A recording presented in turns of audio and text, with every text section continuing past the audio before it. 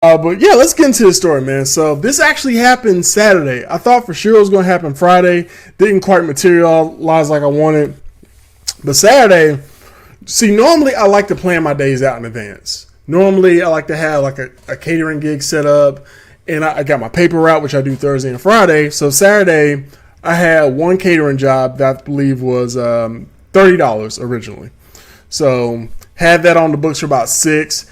But I decided to go out about 2:30, I believe. Yeah, about 2:30. Got the car washed and everything, and went out and turned the Uber app on.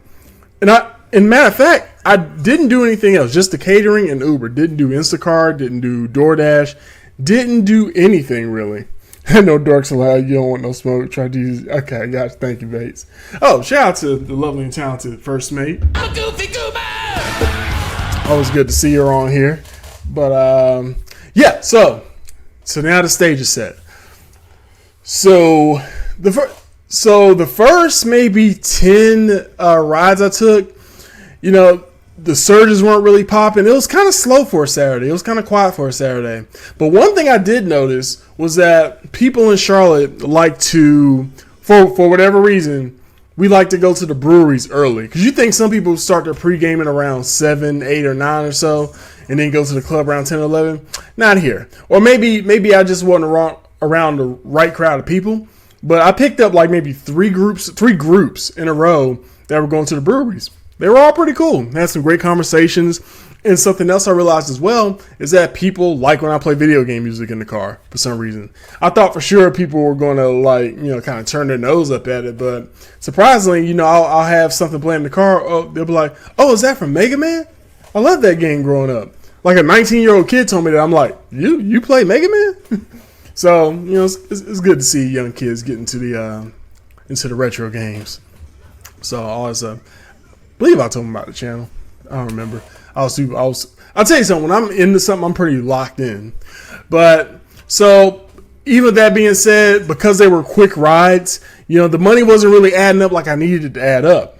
And so we go into the catering job, and the catering job for whatever reason I picked up from an Italian restaurant, and this restaurant took 30 minutes to get the order completed before I was able to pick it up.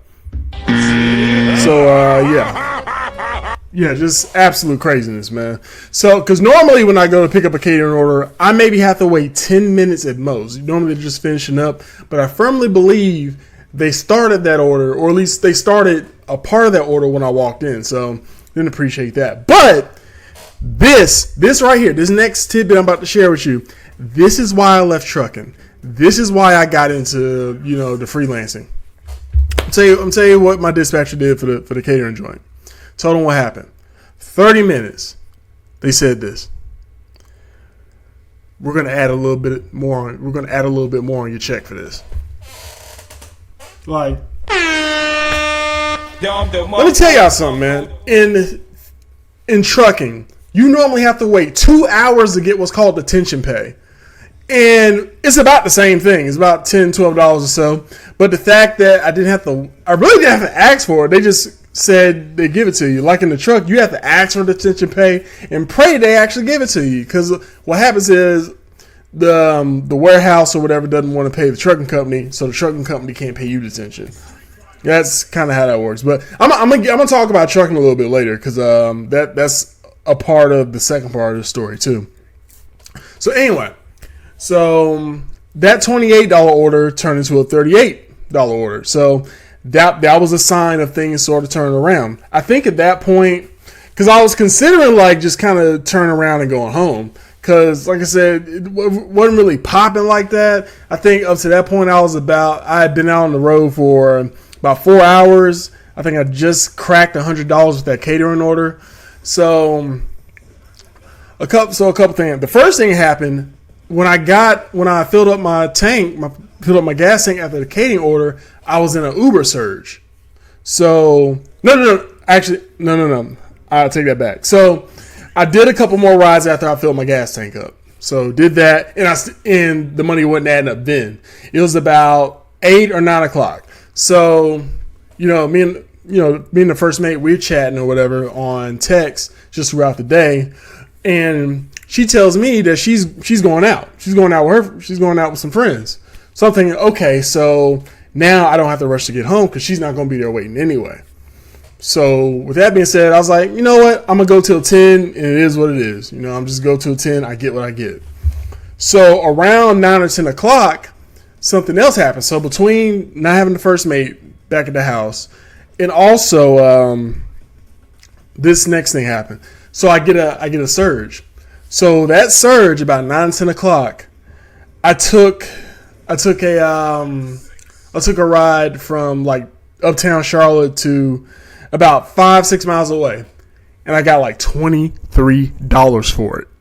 So yeah, this is how I knew. Okay, I need to ride this out a little bit more. And then the next one I had a ride going even shorter miles for about $16.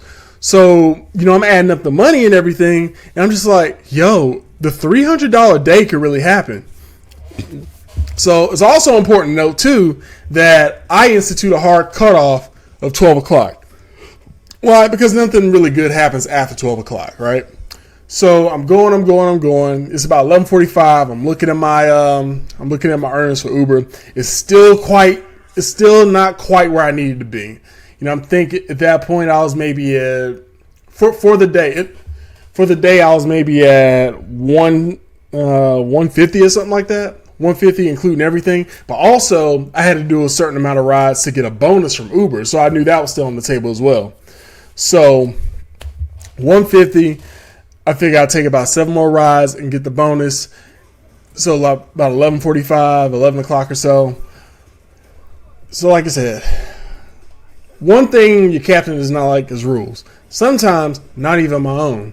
So when 11:45 came about, I had to look myself right in the face and say, fuck your rules. We doing this. But 12 o'clock, fuck your rules.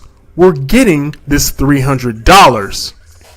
And, hey, when a man that's 6'5", look at you with that serious face like that and give you that stern dad face, you kind of do what he says. So, yeah. So, driving after 12 was not as bad as it could have been. I'm not saying not as bad as I thought, but not as bad as not as bad as it could have been.